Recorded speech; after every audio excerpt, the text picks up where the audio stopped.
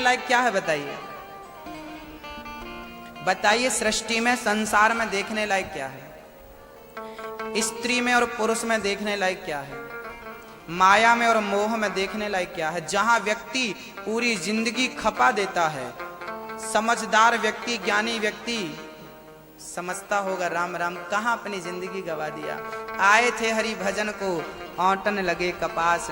परमात्मा की प्राप्ति के लिए निकला था घर से, लेकिन यहां भोगों में ही उलझ गया। क्या करें, उलझ गया, रास्ता भटक चुका, चमड़ी में उलझ गया, चमड़ी में, त्वचा में उलझ गया। भोगों की इच्छाएं पूरी नहीं हुई, उम्र पूरी हो गई, शरीर जर्जर हो गया, लेकिन अभी भोगों की इच्छाएं, अभी 10, 25, 100 साल की उम्र और मिल जाती तो अभी और भोग भोगने की इच्छाएं हैं, लेकिन उम्र जवाब दे रही है।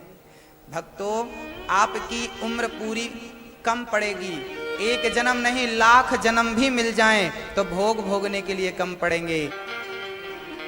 भक्ति महारानी का दुख दूर कैसे हो, नारद जी को चिंता है।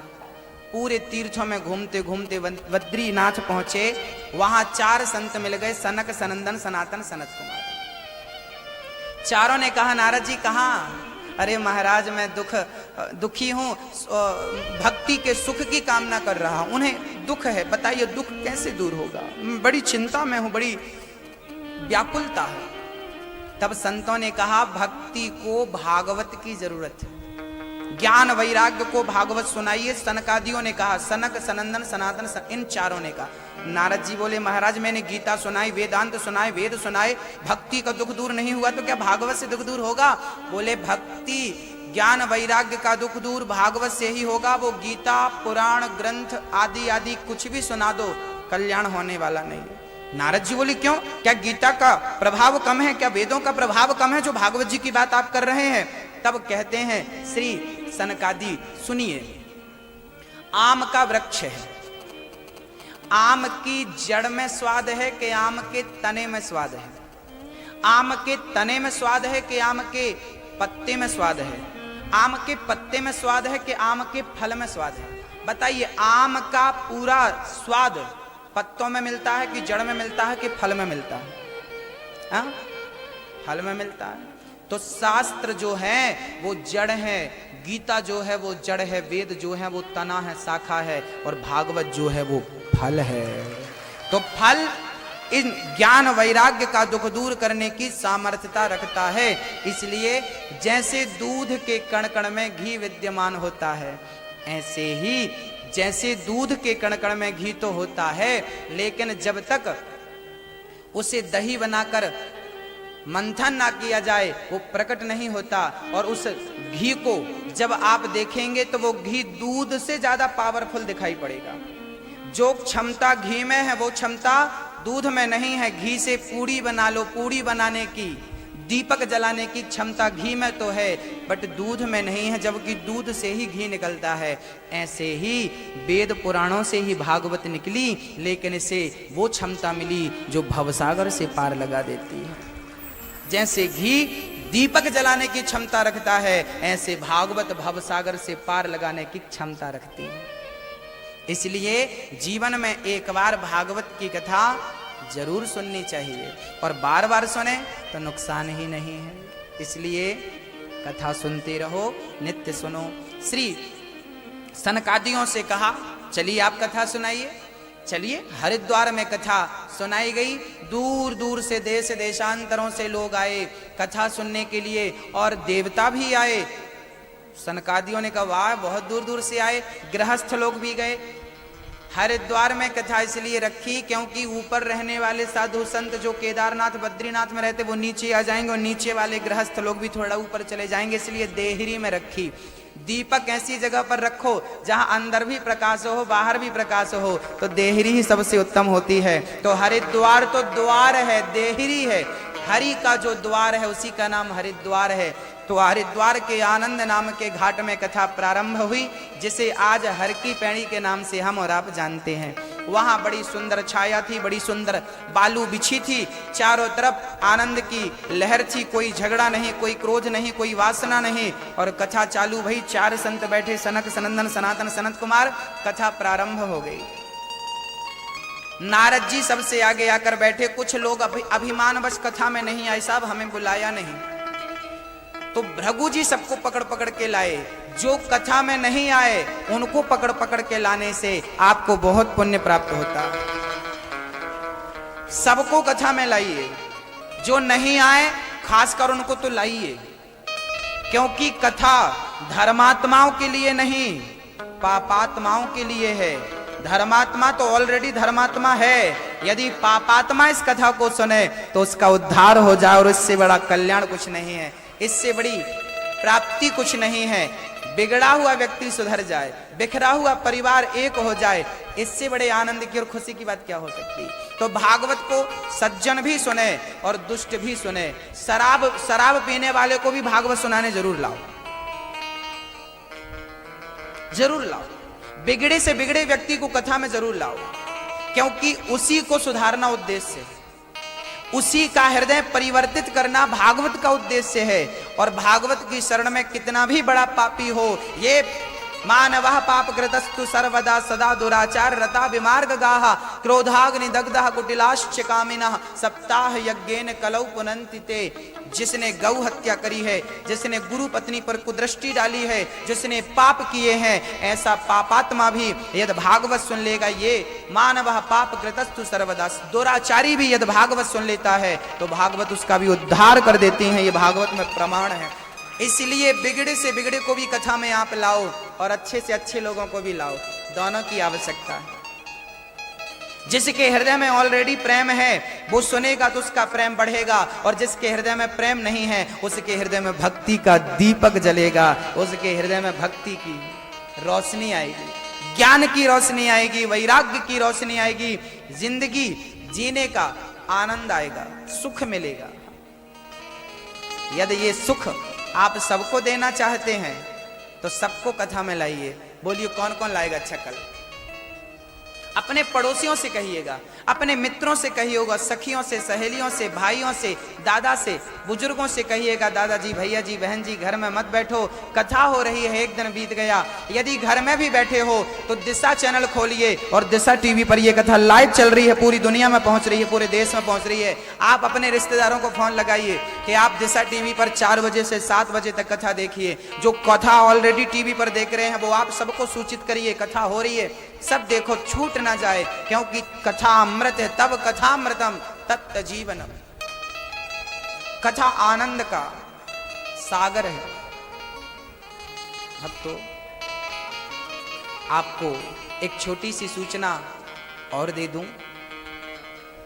अपनी संस्था है श्री गौ गौरी गोपाल सेवा संस्था, जिसके द्वारा साल में करीब 100 बेटियों का विवाह किया जाता है।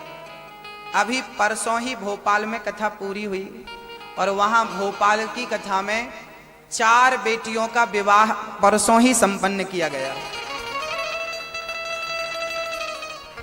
आपकी नजर में आपके आसपास कोई भी गरीब परिवार की बेटी हो, आप हमें जल्दी से सूचित करें तो इस कथा में भी हम कुछ बेटियों का विवाह कर सकते हैं। आपके आसपास कोई भी गरीब परिवार के पिता हो जो मजदूरी करके अपना जीवन यापन करते हो, ऐसे गरीब परिवारों की सेवा करने के लिए हम और आप तैयार हैं। यदि आपकी नजर में कोई ऐसे माता पिता हो जो अपनी बेटी के लिए बड़ी चिंतित हो, बड़े दुखी हो, क्या है पिता ना कर्जा करता है बेटी के विवाह में, बहुत कर्जा करता है, और उसे कर्जा देने वाला ना जो पैसे वाला होता है ना वो बहुत तगड़ा ब्याज लेता है। क्या है गरीबों का फायदा पैसे वाले उठा लेते हैं। हम निवेदन करते हैं पैसे वालों से कि पैसा दे करके आप कर्ज तो लिया करो, कर्जा लिया करो, लेकिन कोई बेटी के विवाह के लिए आपसे कर्जा मांगे, पैसा मांगे, उसे पैसे तो देना चाहिए, उसका ब्याज कभी नहीं लेना चाहिए, उसका ब्याज नहीं लेना चाहिए। निवेदन है मेरा। ऐसे माता पिता की सेवा ये दास अनिरुद्ध करने को तत्पर है। साल में 100 बेटियों का विवाह हो जाता है भक्तों, आप लोगों की सेवा से, आप लोगों के सहयोग से। अभी 4 बेटियों का विवाह हो चुका। पिछली कई कथाओं में, हर कथा में 1, 2, 1 उसके पहले भोपाल की कथा के पहले 20 अप्रैल से जबलपुर में कथा थी, उसमें भी बेटी का विवाह था। उसके पहले जहां कथा थी उसमें भी बेटी का विवाह था। अभी देवास के पास छिप्रा है, वहां पर एक साथ 12 बेटियों का विवाह किया गया था। पिछली गर्मियों में 21 बेटियों का विवाह किया गया था और उसके पहले 51 बेटियों का विवाह किया गया था गौ गौरी गोपाल सेवा संस्था के द्वारा। ऐसे करके साल में 100 बेटियों का विवाह करने की कोशिश रहती है। आगे हर इच्छा। एक बेटी के विवाह में 30 से 40 हजार रुपए की सेवा मैं अपनी बहन को देता हूं। उनके घर में एक चीज की कमी थी, कितना भी धन हमें मिल जाए लेकिन कमी कुछ ना कुछ तो जीवन में बनी ही रहती है। सच कहता हूं ना, सबके जीवन में कोई ना कोई कमी तो बनी रहती है। आत्मदेव जी के जीवन में कमी क्या थी वो जरा समझने लायक है। उनके घर में संतान नहीं थी, पुत्र नहीं था, पुत्री नहीं थी। उन्हें लग रहा था कुछ भी हो जाए, बेटी हो जाए, बेटा हो जाए, बस हम सुखी हो जाएं। लेकिन दुर्भाग्य देखिए कि उनके घर में कुछ भी नहीं, न पुत्री न पुत्र। बड़े दुखी रहने लगे। पूजा पाठ कराया, यज्ञ कराया, बेटी के लिए बेटे के लिए बहुत पैसा खर्च किया, लेकिन भाग्य देखिए बेटा नहीं हुआ, बेटी नहीं हुई। आत्मदेव जी दुखी रहने लगे। लेकिन अब उनके मन में विचार आया कि दुखी रहने से क्या है, इच्छाएं हमें दुखी करती हैं, इसलिए पुत्र की जो इच्छाएं हमें मन में है, मन में जो हमें ये पुत्र की इच्छा चुभ रही है, इस इच्छा को निकाल के फेंक देना चाहिए। और आत्मदेव जी ने उस इच्छा को निकाल के और भगवान की भक्ति करनी शुरू कर दी। क्योंकि व्यक्ति इच्छाओं का गुलाम होकर ही दुखी हो जाता, इसलिए जो इच्छाएं आपको परेशान करे उस इच्छा को ही निकाल के फेंक दे। एक सज्जन हमारे पास आए, महाराज जी शांति कैसे मिले, बताओ हमें शांति कैसे मिले। हमने कहा शांति कैसे मिले ये मत पूछो, मन शांत कैसे हो ये पूछो। क्योंकि मन शांत होगा तो शांति होगी। और शांति कैसे मिले, शांति कैसे मिले, शांति कैसे मिले, तो शांति कैसे मिले, कैसे भी शांति नहीं मिलेगी। जब तक मन शांत नहीं होगा तब तक शांति नहीं मिलेगी। तो शांति प्राप्त करने के लिए मन का शांत होना जरूरी है। आप कितना भी धन कमा लो, कितना भी वैभव पालो, लेकिन मन शांत नहीं है तो क्या शांति है? तो शांति मन से है। ऑलरेडी हम शांत ही हैं, लेकिन मन की कामनाएं हमें परेशान करती हैं, इच्छाएं हमें खाती हैं। मां ध्यान देना, ओ मेरी मां। इसलिए आत्मदेव जी की इच्छा थी बेटा हो। जैसे आप लोग भी बेटा नहीं होता, हे भगवान बेटा दे दो, हे भगवान बेटा, नारियल तोड़ेंगे देवी जी बेटा, नवरात्रि व्रत करेंगे बेटा, बेटियां हम बेटा दे दे भगवान। और नहीं दिया कोई पूजा, कोई भगवान भगवान होते नहीं। हम तो कथा नहीं सुनते महाराज, भगवान तो होते नहीं, हमने जितनी पूजा करी बेटा मिला नहीं। एक मैया जी मेरे से रूठ गई, बहुत पुरानी बात। महाराज जी हमने कथा सुनी थी, इस उम्मीद से कथा सुनी थी, 4 लाख रुपए भी खर्च किया था, इस उम्मीद से खर्च किया था कि बेटा होगा। पर आपकी कथा पूरी हुई और 10 दिन बाद हमें हुआ तो, लेकिन बेटी हो गई। हमारे तो 4 लाख डूब गए। हमने कहा मेरी बहन तू अपने 4 लाख पकड़ और अपनी बेटी दे।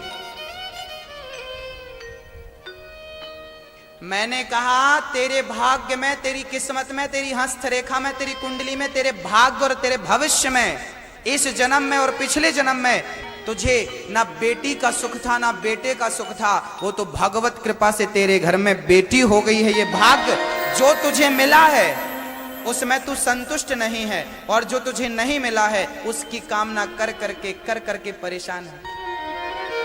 एक मैया बोली गुरु जी हमें बेटा नहीं है, हमारे 2 बेटियां। हमने कहा तो बेटियों में खुश रहो ना,